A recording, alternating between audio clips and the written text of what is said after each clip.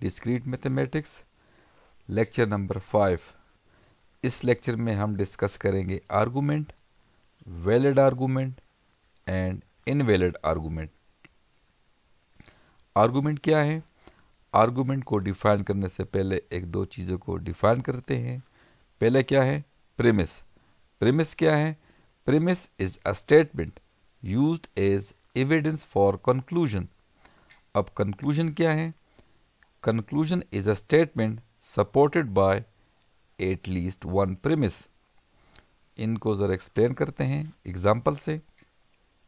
Example क्या है? Ali is not well, Ali did not go to school.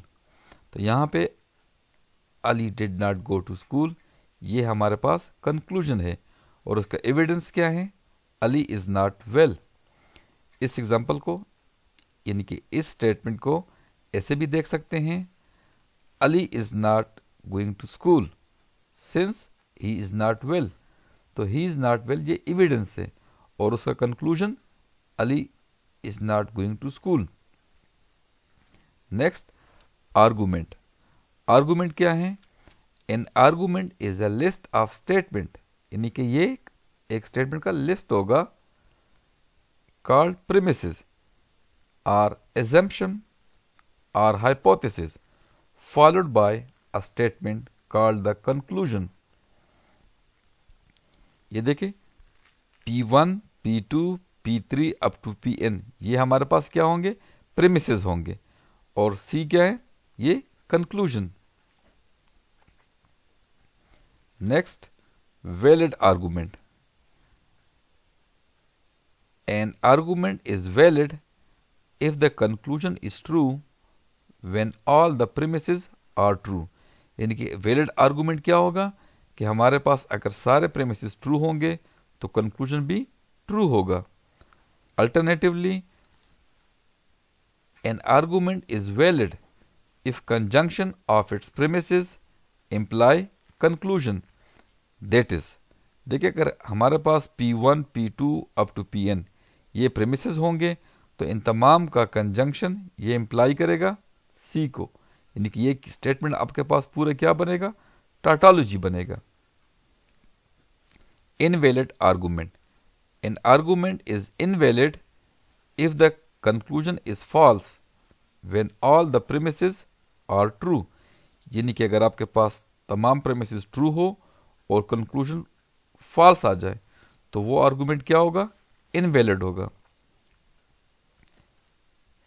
Alternatively, an argument is invalid if conjunction of its premises does not imply conclusion। Example देखे जरा। Show that the following argument form is valid। तो premises क्या है हमारे पास? P implies Q and P, ये दो हमारे पास premises हैं और ये Q conclusion है। तो इनको हम देखेंगे ट्रुथ टेबल से। ट्रूथ टेबल क्या है? पी के लिए दो ट्रू दो फॉल्स, क्यू के लिए true false true false. P implies Q, ये हमारे पास कंडीशनल स्टेटमेंट है। इसका ट्रूथ टेबल भी हमने डिफाइन किया था लास्ट लेक्चर्स में। तो ये सिर्फ एक ही केस में फॉल्स होगा कि अगर आपके पास पी फॉल्स हो और क्यू यानी पी ट्रू हो और क्यू फॉल्स हो तो ये पी इम्प्लाइज क्यू फॉल्स होगा, अदरवाइज तमाम केसेस में ये ट्रू होगा। तो यहाँ ये देखे P ट्रू Q फॉल्स, तो ये फॉल्स देखे, बाकी तमाम में ये true. P simple as it लिखे, Q एज इट लिखे। तो यहाँ पर ये देखे इस रो में दोनों प्रीमिसेस ट्रू हैं, साथ कंक्लूजन भी ट्रू है। बाकी किसी भी रो में दोनों प्रीमिसेस ट्रू नहीं है तो हम उनको नहीं देखेंगे। तो फर्स्ट रो को देखे, दोनों प्रीमिसेस ट्रू, कंक्लूजन भी ट्रू, तो ये आर्गूमेंट क्या होगा? वैलिड होगा। यहाँ पे एक और बात भी नोट कर ले कि ट्रुथ टेबल में हम सिर्फ क्रिटिकल रो को देखेंगे। क्रिटिकल रो क्या है? क्रिटिकल रो वो रो होता है कि जिसमें तमाम प्रेमिसेस ट्रू होंगे। Next example, show that the following argument form is invalid. तो आर्गूमेंट क्या है? उसमें ये दो प्रेमिसेस हैं और ये कंक्लूजन है। तो इसको भी हम देखेंगे ट्रुथ टेबल से। P Q, P implies Q हमने लास्ट एग्जांपल में एक्सप्लेन किया, Q यही Q आएगा और P ये P। तो ट्रुथ टेबल तो लिखना आसान है। तो अब देखेंगे कि ये आर्गुमेंट वैलिड है कि इनवैलिड है। तो यहाँ हमारे पास दो क्रिटिकल रो है, यानी row first and row number third. तो क्रिटिकल रो क्यों है? क्योंकि हमारे पास प्रीमिसेस ट्रू हैं। तो फर्स्ट रो में दोनों प्रीमिसेस ट्रू हैं, साथ कंक्लूजन भी ट्रू है। बट थर्ड रो में आप देखें दोनों प्रीमिसेस ट्रू हैं, यानी कि क्रिटिकल रो में ये जो कंक्लूजन हमारे पास फॉल्स है, तो ये आर्गुमेंट क्या होगा? इनवैलिड होगा। क्योंकि वैलिड आर्गुमेंट को हमने डिफाइन किया था कि अगर प्रीमिसेस सारे ट्रू हैं तो कंक्लूजन भी ट्रू होगा। यहाँ पे इस केस में प्रीमिसेस ट्रू लेकिन कंक्लूजन क्या है? फॉल्स है। तो ये आर्गुमेंट क्या होगा? इनवैलिड होगा।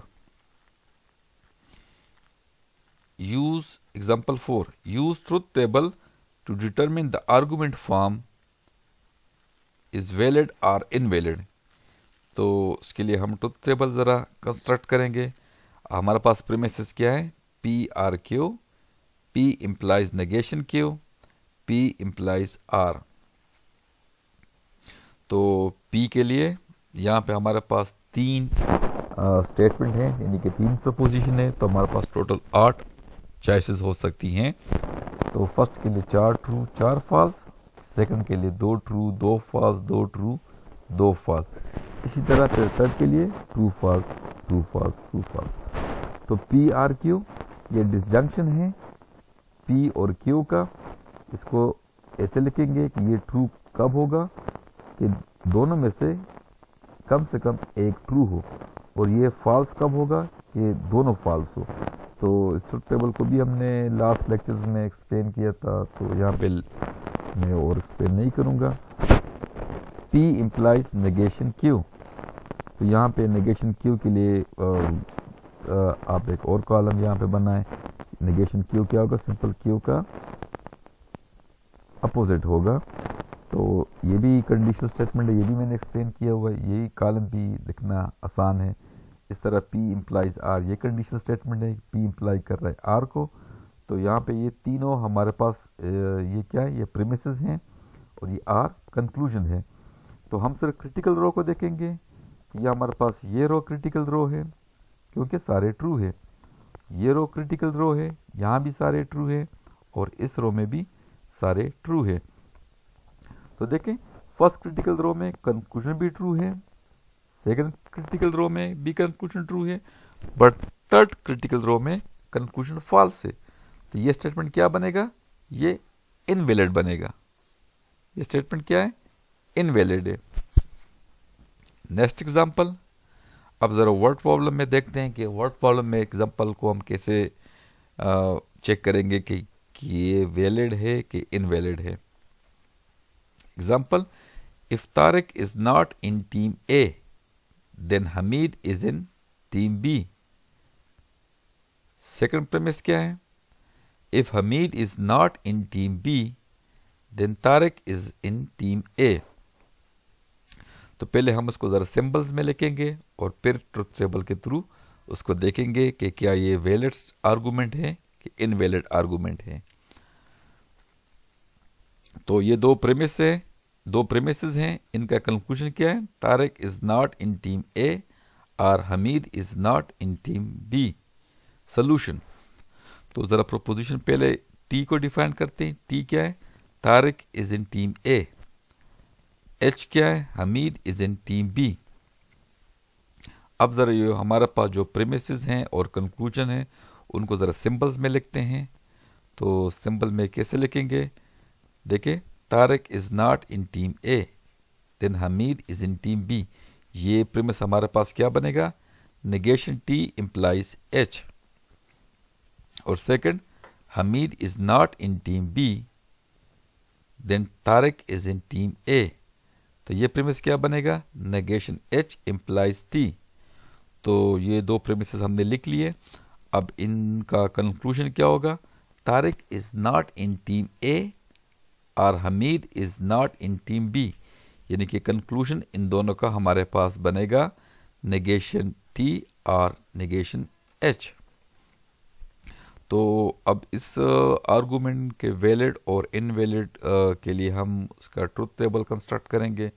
तो वहाँ से जो फिर क्रिटिकल रो होगा, तो क्रिटिकल रोज, तो इन रोज के थ्रू हम बताएंगे कि ये आर्गूमेंट वैलिड है कि इनवैलिड है। तो देखिए टी एच चार ऑप्शन है हमारे पास, यानी कि टी के लिए 2 ट्रू 2 फॉल्स और एच के लिए true false true false. Negation T implies H conditional statement है, इसको लिखना मतलब इतना मुश्किल नहीं है, एक्सप्लेन कर चुका हूँ मैं ये। इस तरह नेगेशन एच इम्प्लाइज टी, ये भी कंडीशनल स्टेटमेंट है, इसको भी लिखना ये भी लिखना आसान है। ये दो हमारे पास प्रेमिसेस हैं और ये क्या है, कंक्लूजन है। तो क्रिटिकल रो हमारे पास 3 बनेंगे, फर्स्ट सेकंड थर्ड। तो फर्स्ट जो क्रिटिकल रो है इसमें हमारे पास जो कंक्लूजन है ये फॉल्स है। तो बस आगे जाने की ज़रूरत नहीं है कि हमारे पास अगर कंक्लूजन ट्रू हो, और यानी कि अगर प्रीमिसेस ट्रू हो और कंक्लूजन फॉल्स आ जाए तो वो स्टेटमेंट, वो आर्गूमेंट क्या होगा, वो इनवैलिड होगा। यहाँ पे इसको एक्सप्लेन किया है कि ये इनवैलिड क्यों है, क्योंकि फर्स्ट रो में यानी फर्स्ट क्रिटिकल रो में हमारे पास कंक्लूजन फॉल्स है। एक और एग्जांपल देखते हैं। एग्जांपल क्या है, if at least one of these two number is divisible by 6 then the product of these two number is divisible by 6। यानी कि अगर हमारे पास 2 नंबर हैं और वो 6 पे डिविजिबल हैं तो इनका प्रोडक्ट भी 6 पे डिविजिबल होगा। ये थोड़ा सा मैथमेटिकल एग्जांपल है। ये पहला प्रीमिस है।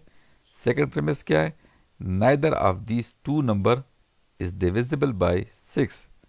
Conclusion, the product of these two number is not divisible by 6। अब इस वर्ड प्रॉब्लम को ज़रा सिंबल फॉर्म में लिखते हैं और फिर सिंबल फॉर्म से हम इनका ट्रुथ टेबल कंस्ट्रक्ट करेंगे, और ट्रुथ टेबल कंस्ट्रक्ट करने के बाद जो क्रिटिकल रो होंगे तो उससे फिर हम कह सकते हैं कि ये वैलिड है या इनवैलिड है। तो देखिए सोल्यूशन क्या है, डी प्रोपोजिशन क्या बनेगा, at least one of these two number is divisible by 6।